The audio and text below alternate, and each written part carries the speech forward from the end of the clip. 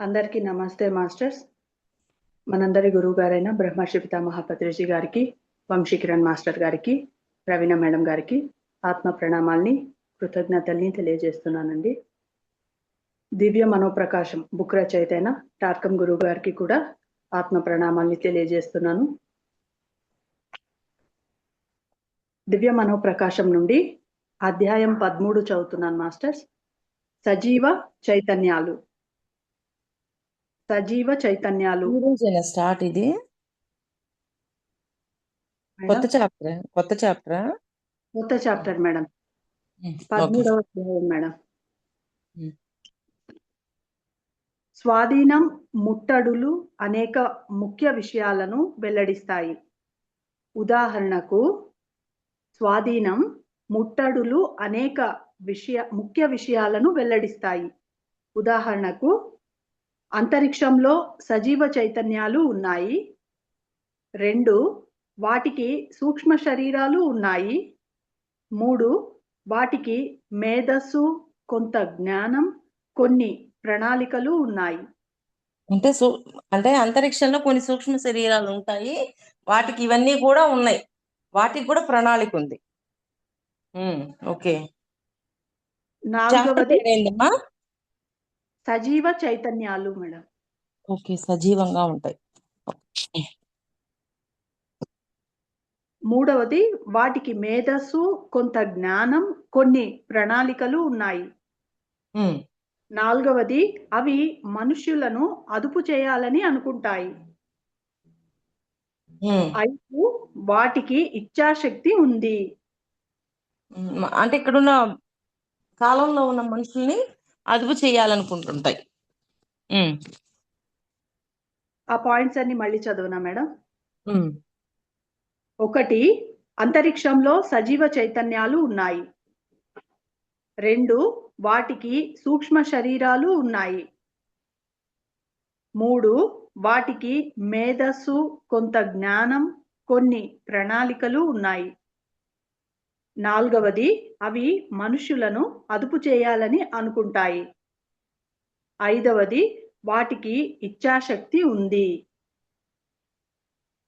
ఇవన్నీ ఉన్నాయి.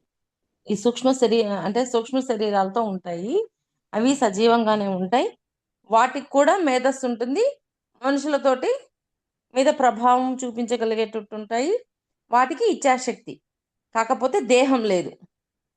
అది ఈ సజీవ చైతన్యాలు ఒక వ్యక్తి గతం పట్ల ఎరుక కలిగి ఉంటాయని, వాటికి ఇంద్రియాలు ఉన్నాయని స్వాధీనం రుజువు చేస్తోంది. అవి వినగలిగి, చూడగలిగి మానవ వ్యవస్థను ఉపయోగించగలవు. అంతేకాదు, ఒక బలమైన వినగలవు, అవి వినగలిగి, చూడగలిగి మానవ వ్యవస్థను ఉపయోగించగలవు.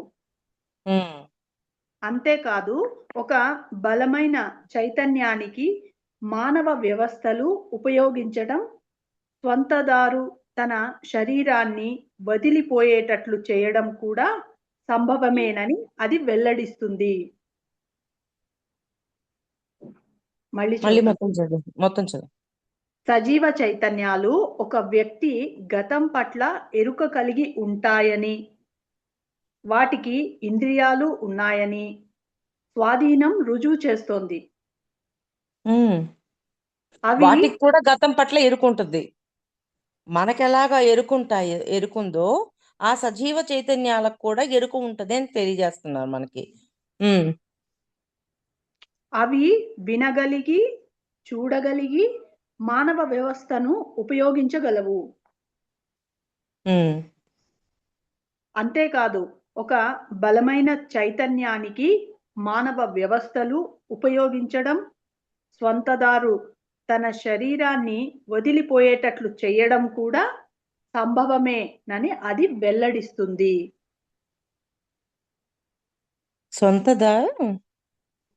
అంతేకాదు, ఒక బలమైన చైతన్యానికి మానవ వ్యవస్థలు ఉపయోగించడం, స్వంతదారు తన శరీరాన్ని వదిలి పోయేటట్లు చేయడం కూడా సంభవమేనని అది వెల్లడిస్తుంది. అంటే ప్రజల మీద, ఇంకా ఇక్కడ ఉన్న వీళ్ళ మీద అవి చూపించగలవు. వాళ్ళని కూడా బయటికి తీసుకురాగలిగేటట్లుగా ఉంటాయి అవి. దేహాన్ని అంటున్నారు కదా, దేహాన్ని అని కదా నింది, దేహాన్ని వదిలి. అవును మేడం, స్వంతదారు ఆ శరీరాన్ని వదిలిపోయేటట్లు. అవి శరీరాన్ని వదిలిపోయేటట్లు వాళ్ళని అలా చేయగలిగేటట్లుగా వాళ్ళు ఆ సూక్ష్మ శరీరాలు ప్రవర్తిస్తూ ఉంటాయి. అంటే అవి ఇక్కడ ఉన్న వాళ్ళకి అలాగా ఇంకెందుకు ఈ జీవితం ఇంకా చాలులే ఇట్లా కూడా చేయగలవు అవి. నువ్వు బాడీని వదిలేసి వచ్చేసే మాతో పాటి ఇట్లా. వాటికి మేధస్సు ఉంది, వాటికి అన్నీ ఉన్నాయి, కాకపోతే శరీరం లేదు. శరీరం లేని అవి ఈ అంతరిక్షంలో ఇక్కడ ఉంటాయి కాబట్టి అవి దేహంతో ఉన్న వాళ్ళని అప్పుడప్పుడు రెచ్చగొడుతూ ఉంటాయి.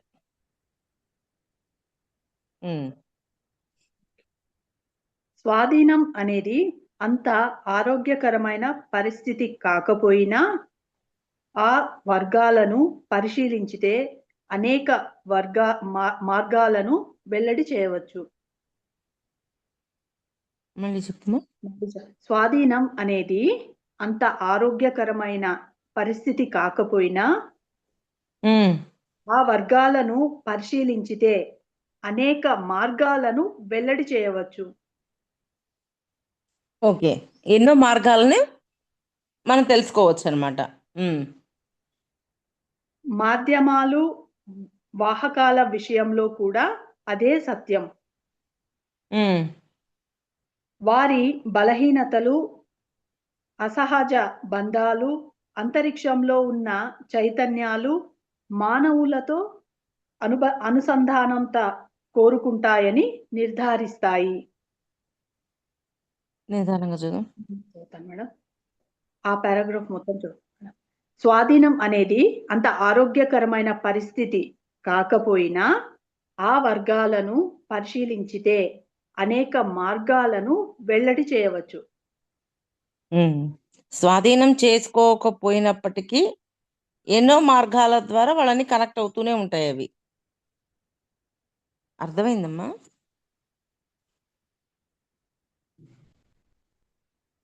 మాధ్యమాలు, వాహకాల విషయంలో కూడా అదే సత్యం. వారి బలహీనతలు, అసహజ బంధాలు, అంతరిక్షంలో ఉన్న చైతన్యాలు మానవులతో అనుసంధానత కోరుకుంటాయని నిర్ధారిస్తాయి. అంటే మనతో అనుసంధానం అవ్వాలి అని దీని ద్వారా మనకు అర్థమవుతుందా లేదా? అవి ఉన్నాయి, దేహంతో లేవు, వాటికి అన్నీ ఉన్నాయి, మేధస్సు అన్నీ ఉన్నాయి. మనకు ఎలా ఉన్నాయో, మనం ఎలాగ గత జన్మలు చూడగలమో అవి కూడా చూడగలవు. ఇవన్నీ వాటికి కూడా ఉన్నాయి. అవి ఇక్కడ ఉన్న మానవులతోటి కనెక్టివిటీ కావాలని కోరుకుంటూ ఉంటాయి. అది పురాతన, ఆధునిక కాలాలు రెండింటిలోనూ అనేక మంది రాజులు, రాణులు, ఉన్నతాధికారులు ఆ విధమైన మాధ్యమాలు, వాహకాల ద్వారా ప్రపంచాతీత లోకం గురించి ఎరుక పొందారు.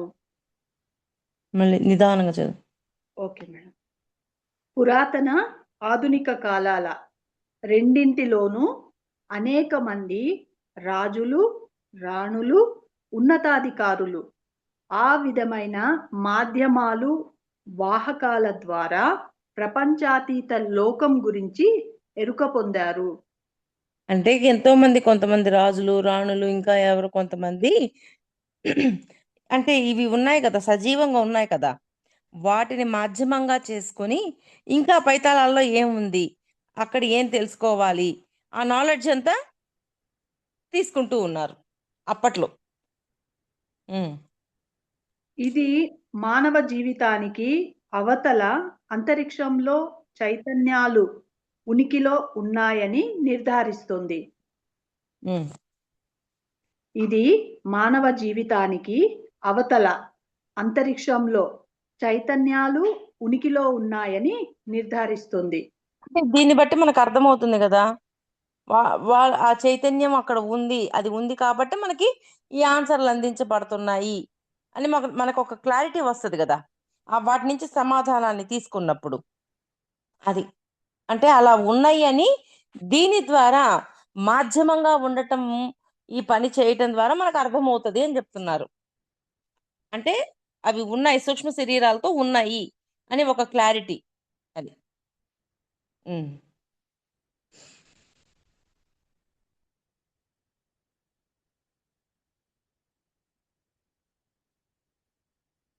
గీత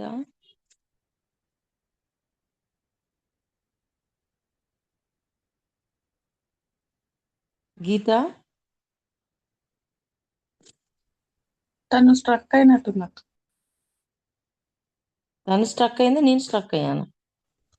మీరు కాదు.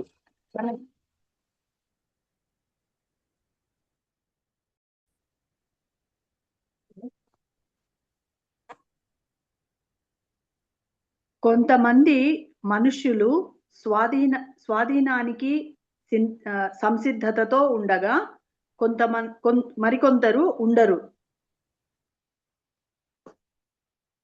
కొంతమంది మనుష్యులు స్వాధీనానికి సంసిద్ధతతో ఉండగా కొంతమంది ఉండరు. అంటే కొంతమంది దానికి ఓకే చెయ్యరు, మాధ్యమంగా వాటిని ఉపయోగించుకొని తెలుసుకోవాలని వాటిని కనెక్ట్ అవ్వడానికి ఇష్టపడరు. కొంతమంది దాన్ని ఇష్టపడతారు, ఇష్టపడ్డ వాళ్ళకి ఆ మెసేజ్ అంతా అందించబడుతూ ఉంటుంది. అది ఆ విధంగా జరగడానికి కారణం వారి మధ్య కొన్ని విలక్షణమైన భేదాలు ఉండటమే.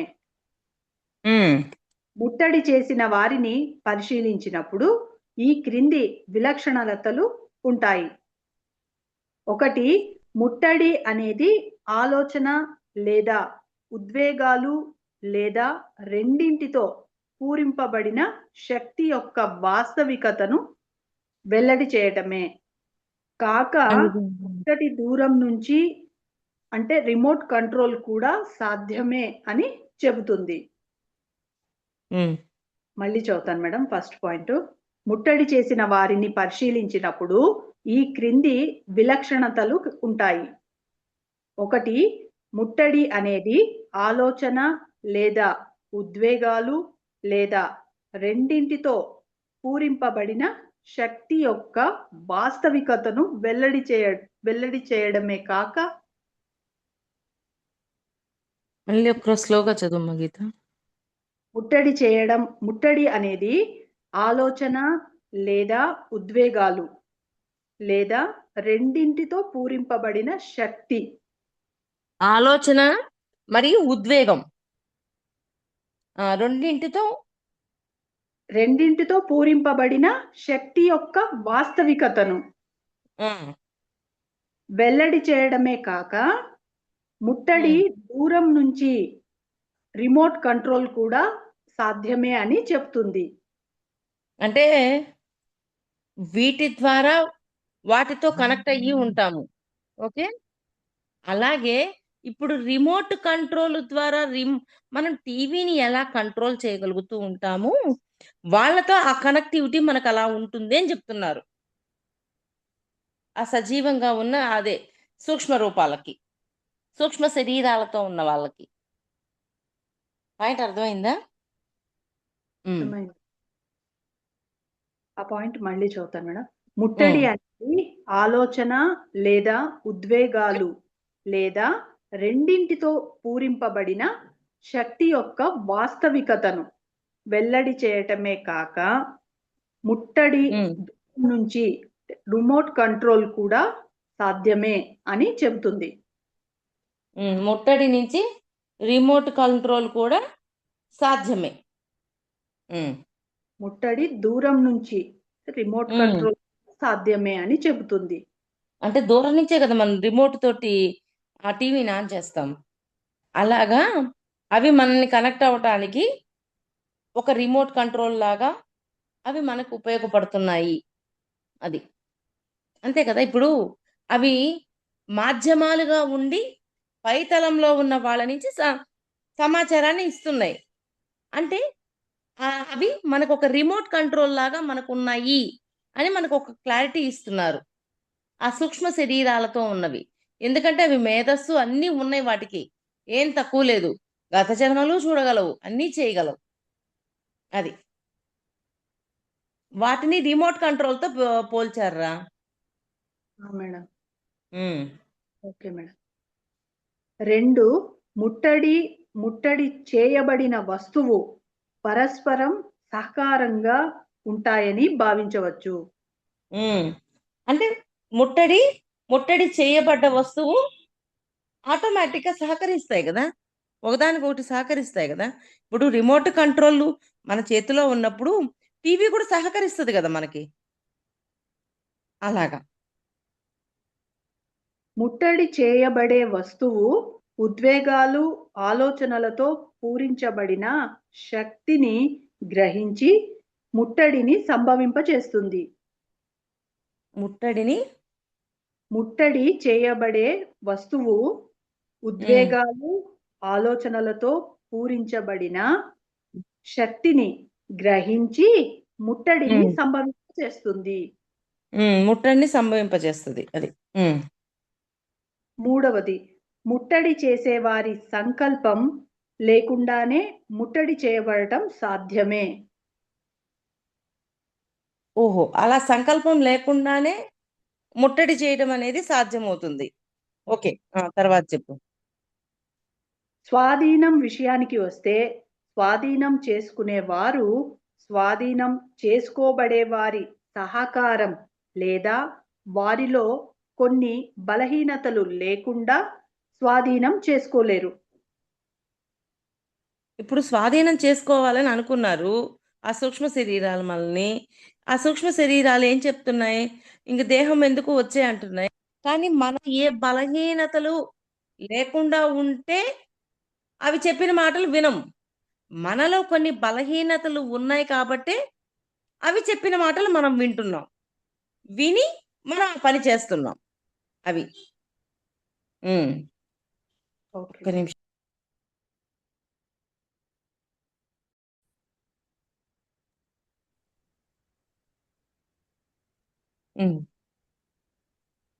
స్వాధీనం విషయానికి వస్తే స్వాధీనం చేసుకునేవారు స్వాధీనం చేసుకోబడే వారి సహకారం లేదా వారిలో కొన్ని బలహీనతలు లేకుండా స్వాధీనం చేసుకోలేరు. అంటే వాళ్ళలో ఉన్న బలహీనతలు వాళ్ళని స్వాధీనం చేసుకునే విధంగా చేస్తాయి. ఆ సూక్ష్మ శరీరాలు మనల్ని స్వాధీనం చేసుకోవాలి అంటే మనలో కొన్ని బలహీనతలు ఉండాల. ఆ బలహీనతలను క్యాప్చర్ చేసి అవి స్వాధీనం చేసుకుంటాయి మనల్ని. అది. స్వాధీనం చేసుకునేవారు ప్రాణమయ, సూక్ష్మ లేదా మనోతలాలకు చెందిన చైతన్యమై ఉండి ఆ వ్యక్తితో దివ్య భాషణంలో అనుసంధానించి స్వాధీనానికి సిద్ధపరుస్తారు. అంటే ఇవేంటి? ఆ స్వాధీనం చేసుకున్నా కానీ చక్కటి దివ్యత్వానికి సంబంధించిన భాషని అందిస్తూ ఉంటాయి. అర్థమైందమ్మా? దివ్య భాషణం అంటే దైవానికి సంబంధించిన భాష.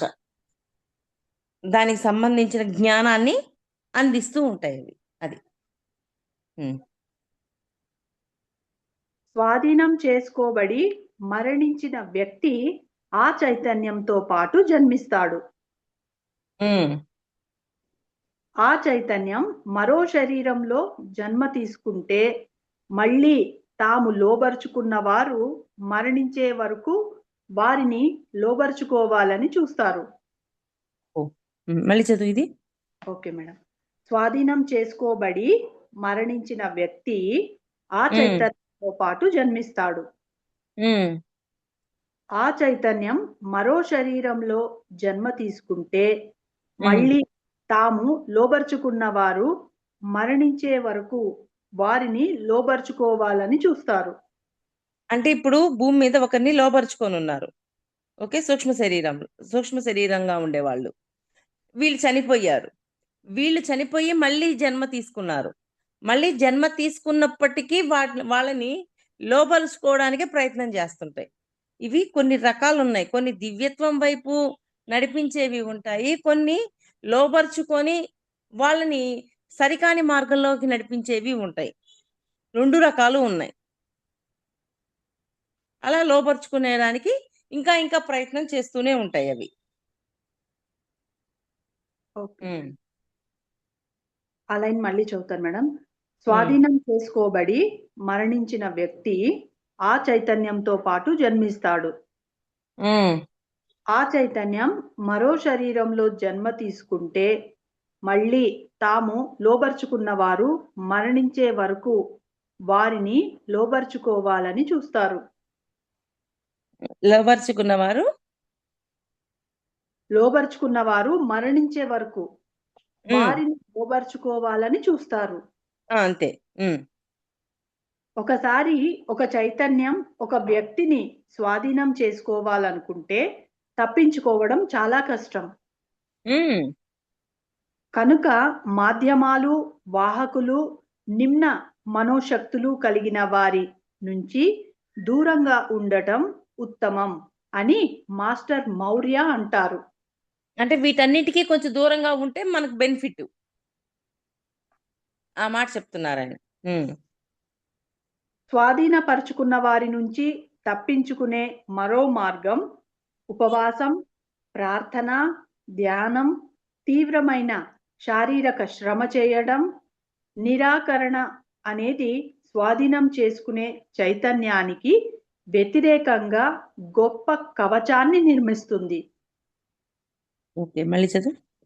Okay madam.